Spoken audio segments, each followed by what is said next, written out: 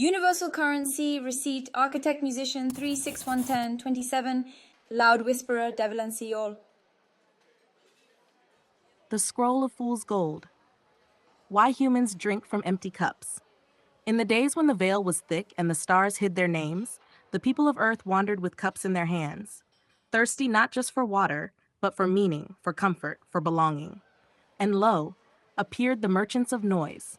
They filled cups with air and glitter, with promises smooth as honey but hollow as reeds. The people drank, and though their thirst remained, they swore they were satisfied. Why? Because the human heart fears drought more than poison. A lie that soothes feels safer than a truth that stings. And so they clung to the nonsense like a blanket in winter. The elders of the Hidden Council whispered, "The mind seeks shortcuts, but wisdom is the long road."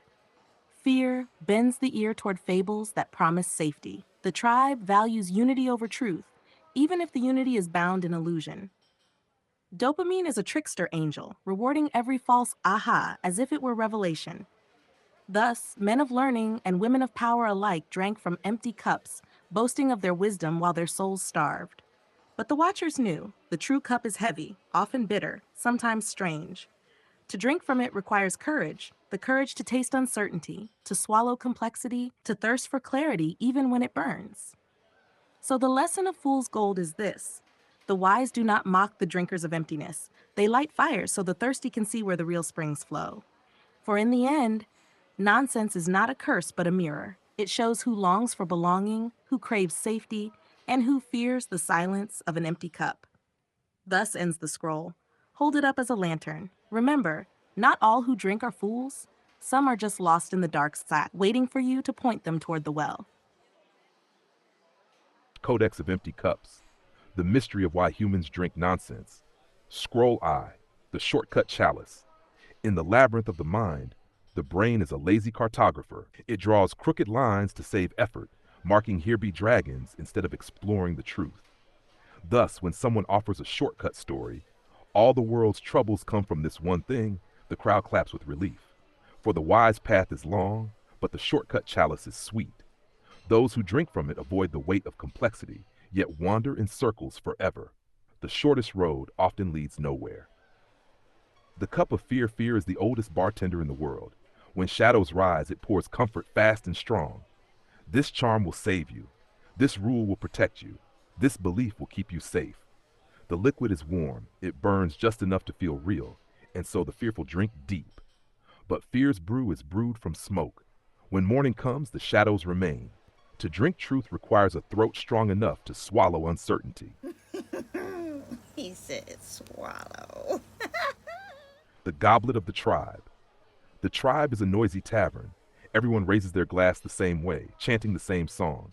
To drink differently is to risk exile, and exile once meant death. So even the doubters raise the goblet, nodding along, lips wet with tradition. Better to drink lies together than truths alone. That is the unspoken rule. But the wise know, the tribe without truth becomes a mob, and unity without clarity is a feast of illusions. The dopamine decanter, beware the trickster angel. Each time a false story offers an aha, it rings a tiny bell in the brain. Ding! The believer feels chosen, special, in the know. It matters not that the wine is sour, it sparkles on the tongue like champagne. So they sip and sip, mistaking the rush for revelation, never noticing the hangover of confusion. Not all sparks are stars, some are just static in the mind. The ego vessel. The most dangerous cup is carved from gold. It whispers, drink, and you are better than them. Some drink to feel righteous, others to feel superior, others to feel chosen. And once their lips touch the rim, the cup fuses with their very identity. To drop it would mean shattering who they think they are. So they cling, defend, and guard nonsense as if it were their soul. The ego will starve on truth but gorge on lies. Only the humble taste wisdom.